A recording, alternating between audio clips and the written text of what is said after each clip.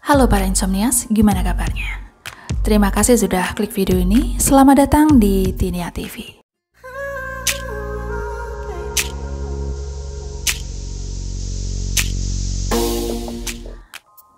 Pernahkah kalian membayangkan bagaimana cara orang-orang kerajaan pada zaman dahulu mengatasi tentang saluran pembuangan mereka?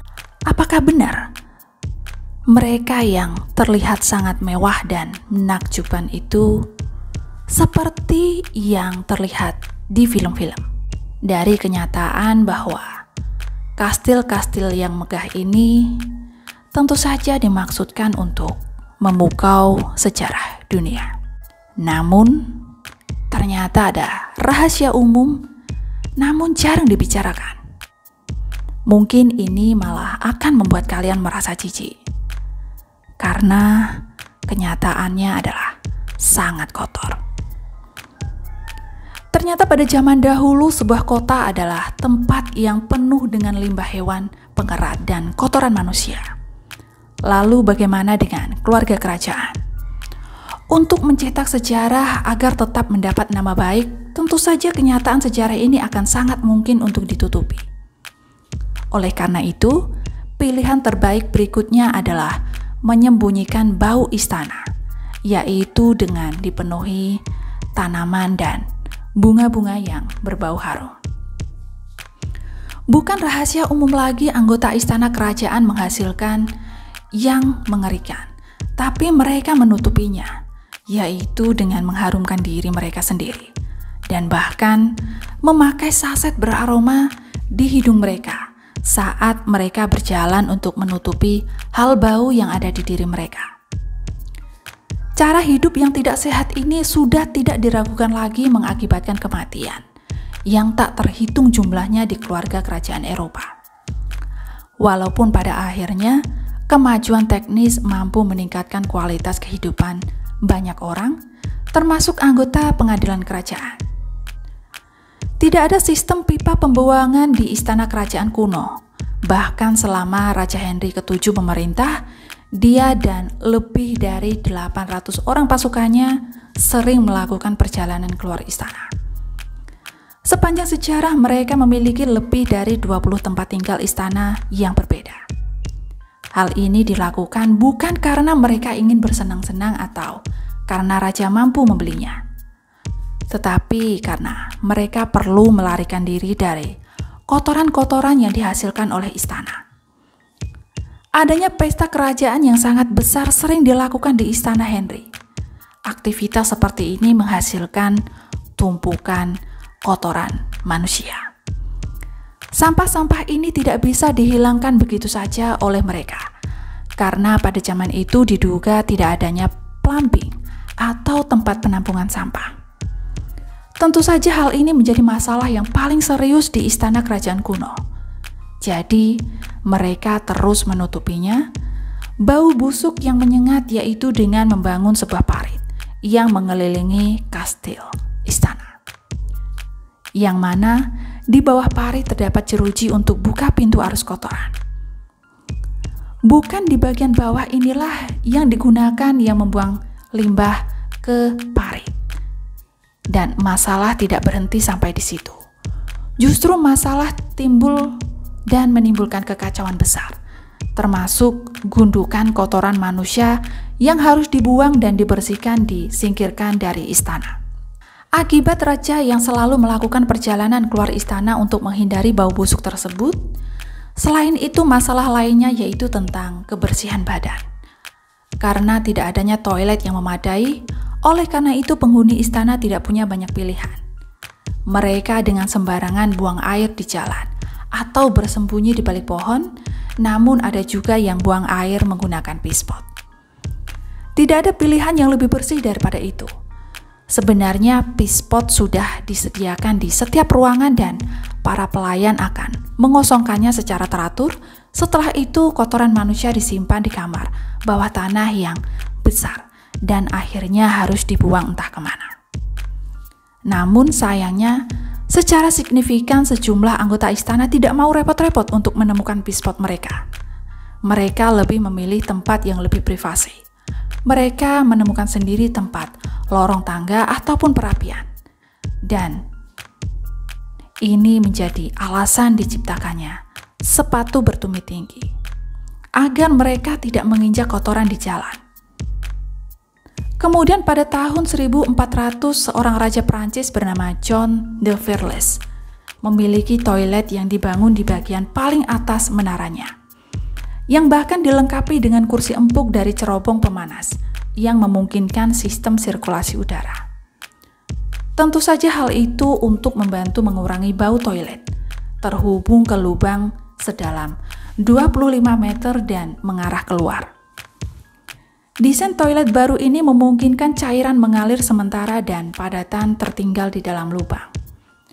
Selama periode sejarah itu, orang-orang umum biasanya akan membersihkan diri mereka sendiri menggunakan tanaman yang dikenal sebagai mullein. Sedangkan anggota kerajaan menggunakan kain linen dan katun untuk pengganti tisu toilet. Karena itulah, pasokan kain katun dan linen yang dimiliki oleh de Virles adalah kemewahan yang signifikan pada zamannya. Dan pada akhirnya Eropa menemukan budaya toilet pada awal abad ke-18. Toilet pertama saat itu dibangun di dinding luar limbah, baik yaitu mengarah lurus ke bawah dan keluar, sehingga langsung menuju ke selokan. Pada zaman itu, kamar mandi Raja Henry ke-7 dari Inggris adalah salah satu yang paling mewah di Eropa. Menjadi seorang raja sesuai dengan standar dan memperoleh keuntungan seperti seseorang ditugaskan untuk menyekap pantat raja. Dan tentu saja, keluarga kerajaan memiliki hak istimewa untuk mempekerjakan pelayan atau penjaga kepercayaannya setiap kali raja menggunakan kamar kecilnya. Mereka membuang air di atas kursi portabel berbantalan beludru mewah. Setelah selesai, para nelayan akan masuk ke ruangan toilet raja untuk membersihkan pantatnya. Sebenarnya, ini adalah pekerjaan buruk, namun cukup menguntungkan bagi para nelayan. Karena mereka bisa kontak langsung dengan raja secara pribadi. Mereka akan menjadi orang kepercayaan raja. Dan inilah alasan utama para pelayan menginginkan posisi ini. Karena mereka akan memiliki akses ke raja secara langsung. Mereka akan menjadi mampu memberikan pengaruh atas tuan mereka. Sehingga bisa meminta hal-hal bagus seperti jabatan, dan dengan begitu mereka akan menjadi orang berpangkat atau bangsawan. Seperti yang dilakukan Henry ke-7, Raja Inggris. Dia memiliki 4 dari pelayan pria yang bertugas menyekap pantatnya, dan mereka semua diberi gelar bangsawan. Peristiwa menjijikan lainnya adalah pernah dialami oleh Mary Anthony. Ia pernah terkena kotoran manusia yang terlempar keluar jendela saat dia berjalan melalui halaman istana. Ternyata interior jamban yang sering digunakan anggota kerajaan mengalami kebocoran sampai ke apartemen di bawahnya. Dan penyumbatan seluruh itu menyebabkan pipa besi mengalami korosi. Hal itu menyebabkan tren untuk tidak mandi agar mengurangi limbah. Tentu saja, sudah bisa ditebak, tidak ada kamar mandi di istana dalam waktu yang cukup lama. Sedangkan aktivitas mandi akan dilakukan di rumah pemandian atau bak mandi yang ada di sungai, yaitu yang airnya mengalir.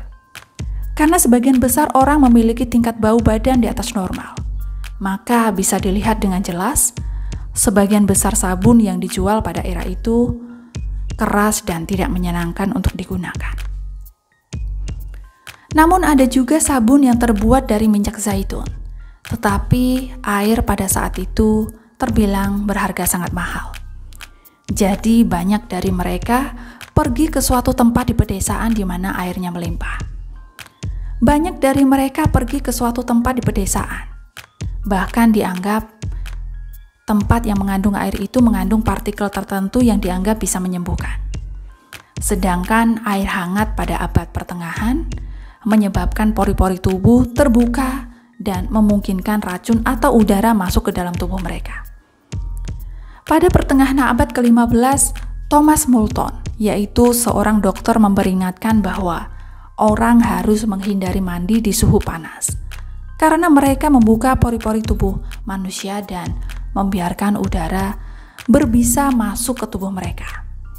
Tentu saja, orang-orang mengikuti saran dari Dr. Moulton dan menghindari mandi air panas. Louis ke-14 dan Ratu Isabella di Kastil dikatakan mandi hanya 2 kali sepanjang hidupnya. Sedangkan Raja Inggris abad ke-17 yaitu James yang pertama terkenal tidak pernah mandi. Hal ini menyebabkan timbulnya kutu di kamar mereka. Itulah kenapa bangsawan kerajaan selalu menggunakan wig dan pakaian yang berlapis-lapis, yaitu untuk menutupi kutu yang ada di rambut asli mereka, serta baju tebal untuk menyamarkan bau badan mereka. Saya Tini, sampai jumpa lagi di bahasan menarik lainnya.